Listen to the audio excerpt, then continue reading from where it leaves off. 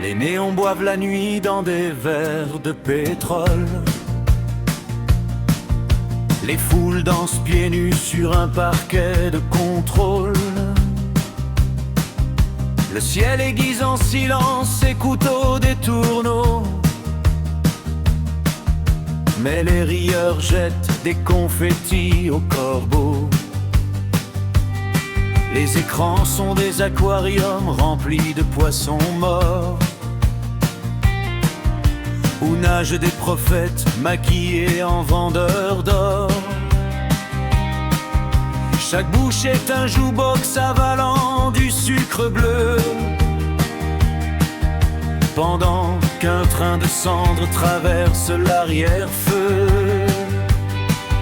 Les horloges ont des dents et mâchent les saisons. Dans les bars, les violons anesthésient les maisons.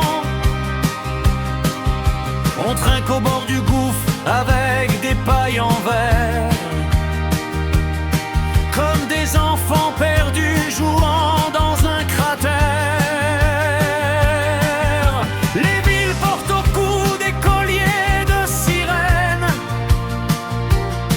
mais les passants repeignent les alarmes en rengaine.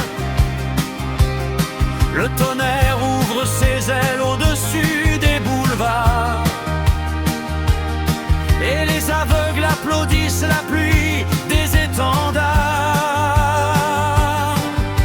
Les journaux sont des jardins où poussent des mensonges,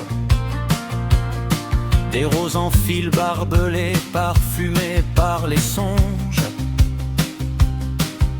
Les généraux sans visage avancent sous les draps, comme des loups déguisés en statues d'opéra. Les marchés sont des temples où l'on vend des mirages, des poignées de sable chaud contre des coquillages.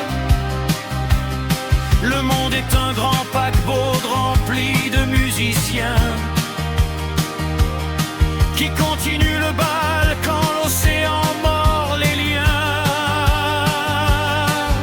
Les enfants dessinent des soleils aux napalm tendres, pendant que les vieillards soufflent sur des montagnes de cendres.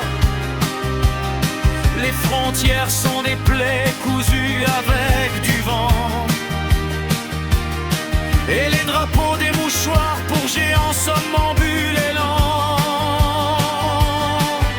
La guerre pousse en secret comme une fleur de rouille dans les caves du futur où le silence grouille. Mais les hommes font tourner des manèges de lumière pour ne pas voir l'hiver aiguiser sa mâchoire de fer. Alors la nuit descend comme un rideau de charbon, et les étoiles se noient dans des flaques de plomb.